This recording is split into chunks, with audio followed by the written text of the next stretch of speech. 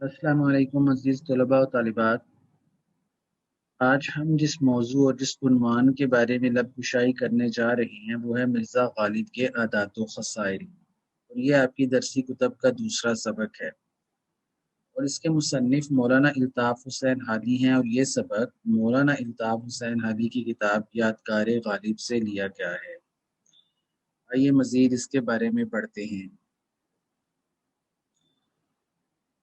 جیسا کہ آپ دیکھ رہے ہیں کہ یہ ایک خاکہ ہے، یہ سبق ایک خاکہ ہے، نہ کہ یہ سوانح حیات ہے۔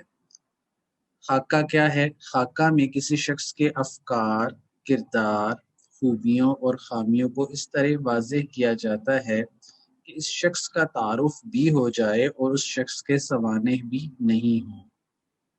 اب خاکہ کی تعریف آپ نے دیکھ لی، لیکن اس میں اگر آپ غور کریں تو ایک چیز جو واضح نہیں ہے وہ یہ ہے کہ خاکہ اور سوانح میں فرق کیا ہے۔ خاکہ کی تعریف دیکھنے کے بعد آپ سوانح کے بارے میں یقیناً جاننا چاہیں گے۔ سوانح جسے انگلش میں آٹو بایوگرافی بھی کہا جاتا ہے، کہ کسی شخص کی زندگی کے تمام حالات کو بیان کیا جاتا ہے، اس کی چھوٹی چھوٹی باتیں، اس کے روزمرہ کا روٹین، اس کا اٹھنا بیٹھنا سونا جاگنا، اور اس کی زندگی کے سارے اہم واقعات کو بیان کیا جاتا ہے، اسے سوانح کہا جاتا ہے۔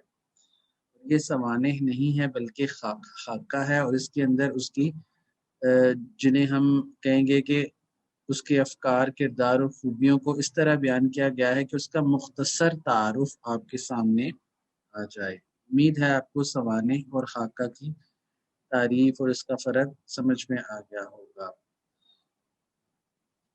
اب اس سبق کے خلاصے کی طرف آتے ہیں۔ اس کی سمری کیا ہے؟ مرزا غالب کے اخلاق نہایت وسیع تھے۔ جو شخص ایک بار ان سے ملتا، اسے ہمیشہ ان سے ملنے کی خواہش رہتی تھی۔ اخلاق کا وسیع ہونا یعنی کبھی بھی وہ غصہ، گلہ اور ایسے جذبات کا اظہار نہیں کرتے تھے۔ اگر کوئی شخص جو ہے وہ کسی ایسے وقت میں آ گیا ہے جو مرزا کے آرام کا وقت ہے یا ان کی مصروفیات کا وقت ہے، لیکن مرزا غالب جو ہے وہ کبھی بھی غصے یا غمی یا ناراضگی کا اظہار نہیں فرماتے تھے۔ مرزا دوستوں کی خوشی سے خوش اور غم سے غمگین ہو جاتے تھے، یعنی خوشی میں خوش ہوتے تھے۔ اس سے کیا مراد ہے کہ وہ کسی کی خوشی سے حسد نہیں کرتے تھے۔ جیسا کہ آج کل آپ دیکھتے ہیں کہ اگر کسی کو کوئی نعمت میسر آ جائے تو دوسرے لوگ جو ہے بظاہر یہ شو کرتے ہیں یا ظاہر کرتے ہیں کہ وہ خوش ہیں، لیکن حقیقتاً وہ یہ محسوس کرتے ہیں کہ اسے یہ خوشی کیوں مل رہی ہے، اسے ہم حسد کا نام دیتے ہیں۔ لیکن مرزا کے اندر یہ خامی بالکل بھی نہیں پائی جاتی تھی، وہ دوستوں کی خوشی سے خوش اور غمی سے غمگین ہو جاتے تھے۔ ان کو دوست پورے ہندوستان جو ہے وہ ان کے دوست پورے ہندوستان میں تھے، اس لیے ان کو خط بھی ہندوستان کے کونے کونے سے آتے تھے۔ ظاہر ہے کہ اتنی بڑی شخصیت تھی، اتنا بڑا نام، آج بھی مرزا غالب جو ہے وہ پوری دنیا میں مشہور ہیں، اردو ادب کے لحاظ سے ایک بہت بڑا نام ہے۔ ان کے دوست پورے ہندوستان میں پھیلے ہوئے تھے اور وہ ہر وقت خطوط لکھتے تھے، اور وہ خطوط ہی کا دور تھا، جیسا کہ آج ہم دیکھتے ہیں کہ واٹس ایپ اور اس طرح کی جو ہے وہ مینز آف کمیونیکیشن ہے۔ اس وقت یہ چیزیں نہیں میسر تھیں، خط ہی ایک ایسا ذریعہ تھا جس سے دوسرے سے بات کی جا سکے۔ مرزا کو پورے ہندوستان سے خط وصول ہوتے تھے۔ مرزا غالب کے اخلاق نہایت وسیع تھے، جیسا کہ آپ نے پڑھا۔ مرزا کی طبیعت میں مروت کوٹ کوٹ کر بھری ہوئی تھی، اس لیے بیماری کے باوجود بھی جہاں تک ممکن ہوتا لوگوں کے اشعار کی اصلاح کر دیا کرتے تھے۔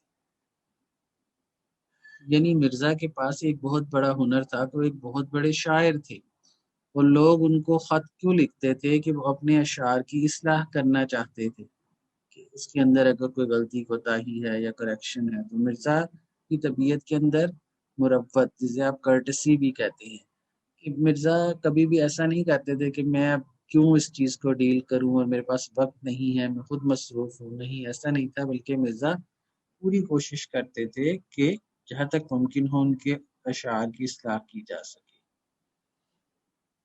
مرزا کی آمدنی اگرچہ بہت کم تھی، اگر ہم ان کی عام زندگی کے بارے میں دیکھیں تو ان کی آمدنی بہت کم تھی، مگر حوصلہ بہت بلند تھا، اس لیے کبھی کوئی سائل ان کے گھر سے خالی ہاتھ نہیں گیا۔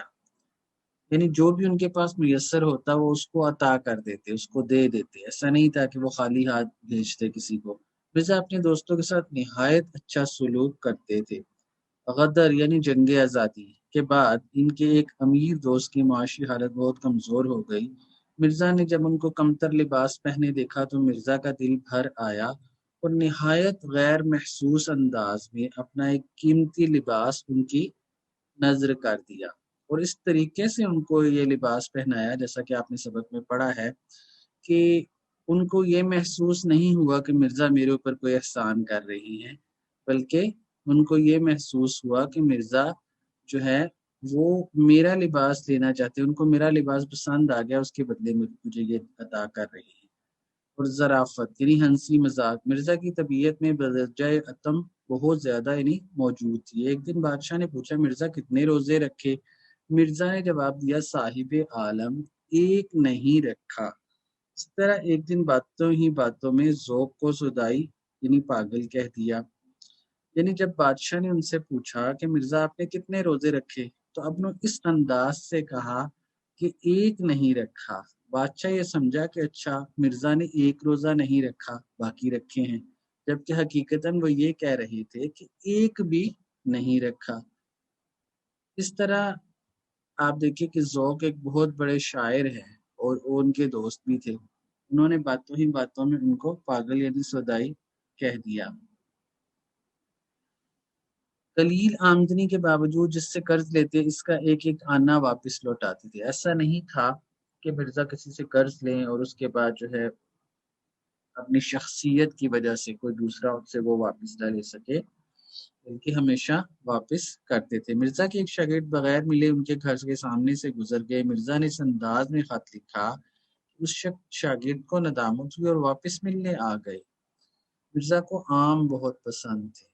ایک دن مرزا بادشاہ کے ساتھ خاص آموں کے باغ میں ٹہل رہے تھے کہ بادشاہ نے مرزا کو آموں کی طرف گھورتے دیکھا تو بعد میں ایک ٹوکری عمدہ عمدہ آموں کی مرزا کے لیے بھجوائی۔